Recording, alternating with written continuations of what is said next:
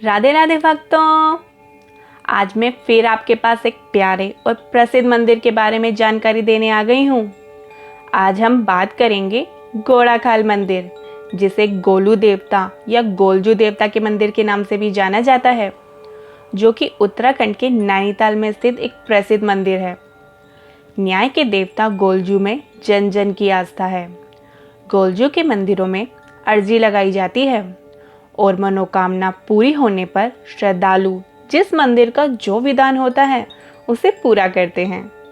भवाली से महज 5 किलोमीटर की दूरी पर स्थित सैनिक स्कूल के पीछे चोटी पर बने इस मंदिर में हजारों घंटियां हैं। यहाँ नैसर्गिक सौंदर्य हर किसी को मुग्ध कर देता है। यह मंदिर चंद वंश के शासक बाज बहादुर चंद द्वारा स्थापित किया गया था। यह मंदिर कुमाऊं क्षेत्र का एक महत्वपूर्ण धार्मिक स्थल है, जहां दूर दूर से श्रद्धालु आते हैं। भक्त अपनी प्रार्थना अर्जी को लिखकर मंदिर में लगाते हैं और जब उनकी अर्जी पूरी होती है तो वे घंटी चढ़ाते हैं, जिससे उन्हें पता चलता है कि उनकी प्रार्थना सुनी गई है। अर्जी लगाने का तरीका आपको वहाँ के दुकानदार भी बता देते हैं कि पहले छोटी घंटी बांधी जाती है। आपको जो भी अर्जी है आप एक चिट्ठी में लिखकर छोटी घंटी के साथ बांध दें। फिर मनोकामना पूर्ण होने पर यहाँ बड़ी घंटी बांधी जाती है।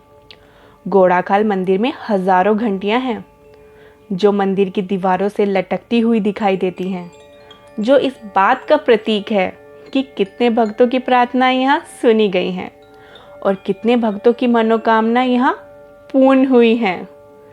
चलिए अब जानते हैं कौन है ये गोलू देवता, इनके पीछे की कथा क्या है और इन्हें न्याय के देवता क्यों कहा जाता है। गोलू देवता की कहानी एक ऐतिहासिक और धार्मिक कथा है। मान्यता है कि कुमाऊं क्षेत्र की चंपावत के कत्यूरी राजा झलराई की 7 रानियां थीं। किसी भी रानी से कोई संतान नहीं थी, जिसके बाद राजा ने पंडित और ज्योतिषों से परामर्श लिया। उन्होंने राजा की जन्म कुंडली देखकर बताया कि वे 8वां विवाह करें तो उन्हें पुत्र की प्राप्ति होगी।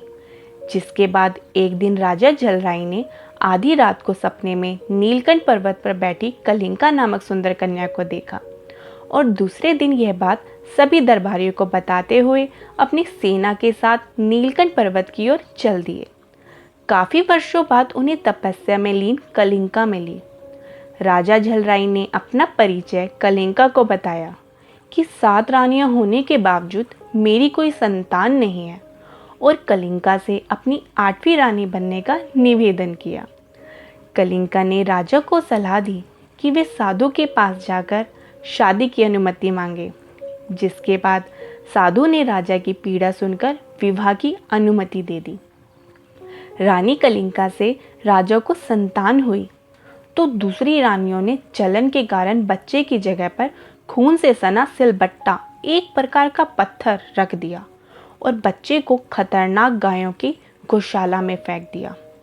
बालक गोलू गायों का दूध पीकर बढ़ने लगा और रानी से कहा कि तेरे गर्भ से ये सिलबट्टा पैदा हुआ है, जिस कारण रानी काफ़ी दुखी हुई।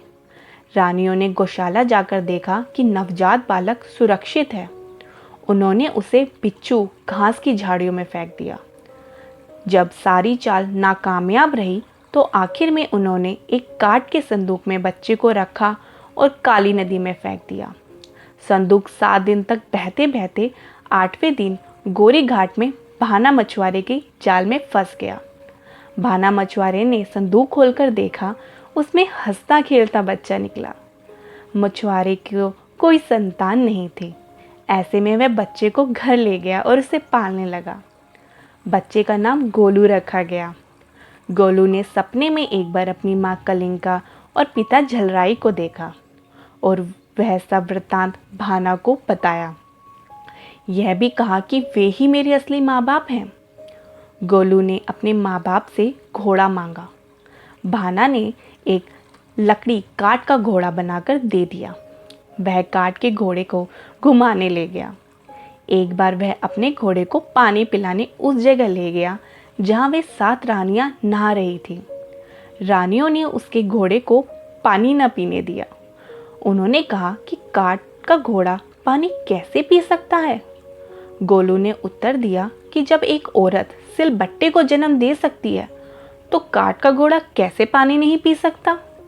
रानी ये बात सुनकर भयभीत हो गई। यह बात राजा के कानों तक पहुंची तो उन्होंने गोलू को बुलाया और अपनी बात सिद्ध करने को कहा। गोलू ने अपनी माता कलिंगा के साथ हुए अत्याचारों की सारी कहानी सुनाई। राजा ने उसी समय गोलू को अपना पुत्र स्वीकार कर लिया और सातों रानियों को प्राण दंड दे दिया। हालांकि न्याय के देवता गोलू ने उन्हें क्षमादान देने की अपील की। इसी कारण उन्हें न्याय के देवता कहा जाता है और उनका वाहन घोड़ा है। गोलू देवता अपने घोड़े पर बैठकर दूर दूर तक यात्रा करते थे और अपने राज्य के लोगों से मिलते थे। इस प्रथा को गोलू दरबार कहा जाता है। गोलू देवता लोगों की समस्याएं सुनते थे और उनकी हर संभव मदद करते थे। उनके दिल में लोगों के लिए खास जगह थी और वे हमेशा उनकी मदद के लिए तैयार रहते थे। लोगों के प्रति अपने पूर्ण समर्पण के कारण उन्होंने ब्रह्मचर्य के सिद्धांतों का पालन करते हुए बहुत ही सादा जीवन व्यतीत किया। गोलू देवता आज भी अपने लोगों से मिलते हैं और कई गांवों में गोलू दरबार की प्रथा आज भी प्रचलित है, जहां गोलू देवता लोगों के सामने प्रकट होते हैं, उनकी समस्याएं सुनते हैं और लोगों की हर संभव मदद करते हैं। वर्तमान समय में गोलू देवता दरबार का सबसे प्रचलित रूप जागर है। गोलू देवता के हृदय में हमेशा से ही अपने सफ़ेद घोड़े के लिए विशेष स्थान रहा है तथा ऐसा माना जाता है कि वह आज भी भ्रमण के लिए अपने सफ़ेद घोड़े पर सवार होकर आते हैं।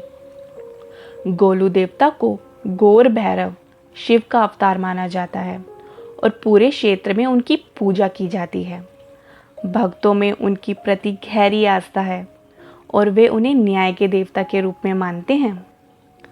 गोलू देवता को भगवान शिव के रूप में देखा जाता है, जबकि उनके भाई कलवा देवता भैरव के रूप में है और गढ़ देव शक्ति का रूप है।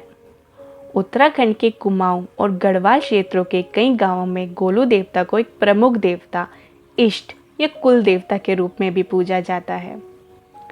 कुमाऊं में गोलू देवता के कई मंदिर हैं और सबसे लोकप्रिय चित्तई, चंपावत, घोड़ाखाल, चमारखान तहसील ताड़ीखेत जिला अल्मोड़ा में है। यह लोकप्रिय मान्यता है कि गोलू देवता भक्तों को शीघ्र न्याय प्रदान करते हैं। बहुत से भक्त प्रतिदिन बहुत सी लिखित याचिका दाखिल करते हैं जो मंदिर को प्राप्त होती है। गोलजू उत्तराखंड के सबसे पूजनीय देवता हैं क्योंकि वे उत्तराखंड के भगवान गणेश की तरह हैं। हर पूजा या किसी भी धार्मिक गतिविधि में गोलजू को आमंत्रित किया जाता है। राधे राधे। जय गोलू देवता।